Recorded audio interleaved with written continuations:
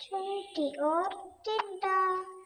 ایک چونٹی تھی، وہ کہیں جا رہی تھی۔ راستے میں ایک ٹڈا ملا۔ ٹڈا کہنے لگا، چونٹی بہن ذرا رک جاؤ۔ چونٹی رک گئی، پوچھنے لگی، کیا بات ہے؟ ٹڈے نے کہا، میٹھی میٹھی ہوا چل رہی ہے، آؤ باغ میں کھیلیں۔ چونٹی نے کہا، میں کیسے کھیلوں؟ مجھے دانے اکٹھے کرنے ہیں۔ جب برسات آئے گی تو چھوٹی چھوٹی چونٹیاں کیا کھائیں گی؟ مجھے گھر بھی ٹھیک کرنا ہے، برسات کے پانی سے گھر ٹوٹ سکتا ہے۔ ٹڈے نے کہا، ہم تو کھیلتے ہی ہیں جی۔ ایک دن بادل آ گئے، بارش ہونے لگی۔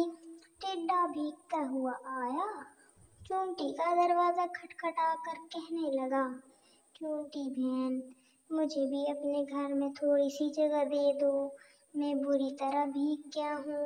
جب تک بارش رہے گی اس وقت تک یہاں رہوں گا، پھر چلا جاؤں گا۔ چونٹی بولی، بھائی ٹڈے، تم نے سارا سال کام نہیں کیا، تم نے اپنا گھر بھی نہیں بنایا، مشکل وقت کے لیے کچھ اناج بھی جمع کر کے نہیں رکھا۔ جاؤ، میں تمہاری مدد نہیں کر سکتی۔ جو سستی کرے اس کی یہی سزا ہے۔ ٹڈا گڑ گڑایا، چونٹی بہن اس بار معاف کر دو، آگے سے میں محنت کیا کروں گا۔ چونٹی نے ٹڈے کو چاول کے کچھ دانے دیے، کہنے لگی، لو کھا لو، لیکن میرے گھر میں تمہارے لیے کوئی جگہ نہیں ہے۔ ٹڈا روتی شکل لیے ہوئے چلا گیا۔ چوں چوں چوہا۔ سویرا ہوا، چوں چوں چوہا اپنے بل سے باہر نکلنے لگا۔ سامنے بلی بیٹھی تھی۔ چوہے نے سوچا، میں باہر نکلا تو بلی مجھے کھا جائے گی۔ بلی کہنے لگی، پیارے چوہے باہر نکل آؤ۔ چوں چوں نے کہا، میں باہر نہیں آؤں گا۔ بلی نے پوچھا، کیوں؟ چوں چوں کہنے لگا، میں باہر آؤں گا تو مجھ کو کھا جائے گی۔ بلی نے کہا، اللہ نہ کرے، میں تمہیں کیوں کھاؤں گی، میں تو تمہیں دوست بنانے آئی ہوں۔ یہ دیکھو، میں ہاتھ بڑھاتی ہوں، تم مجھ سے ہاتھ ملاؤ، میرے دوست بن جاؤ۔ چوں چوں بولا، بلی خالہ میں نہیں کہوں گا، تم جاؤ۔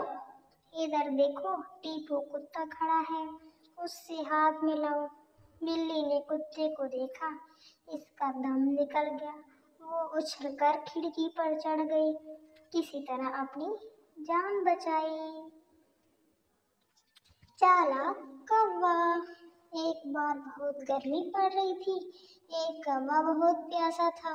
اس نے ادھر ادھر پانی بہت ڈھونڈا، لیکن پانی کہیں نہ ملا۔ اچانک اسے ایک گھڑا دکھائی دیا۔ کوا بہت خوش ہوا، وہ اڑ کر اس گھڑے کے پاس پہنچا۔ گھڑے میں پانی بہت کم تھا، کوے کی چونچ پانی تک نہ پہنچ سکی۔ کوا بہت چالاک تھا، اس نے ایک ترکیب سوچی۔ وہ اپنی چونچ میں کنکر اٹھا اٹھا کر لایا اور گھڑے میں ڈالنے لگا۔ 1 2 3 4 5 6 7 8 9 اور 10۔ اس طرح کوا گھڑے میں کنکر ڈالتا گیا۔ آہستہ آہستہ گھڑے کا پانی اوپر آ گیا۔ کوا گھڑے پر جا بیٹھا اور اب پانی اتنا اوپر آ چکا تھا کہ کوے کی چونچ پانی تک بآسانی پہنچ سکتی تھی۔ کوے نے خوب پانی پیا اور اپنی پیاس بجھائی۔ پھر وہ پیڑ درخت پر بیٹھ کر آرام کرنے لگا۔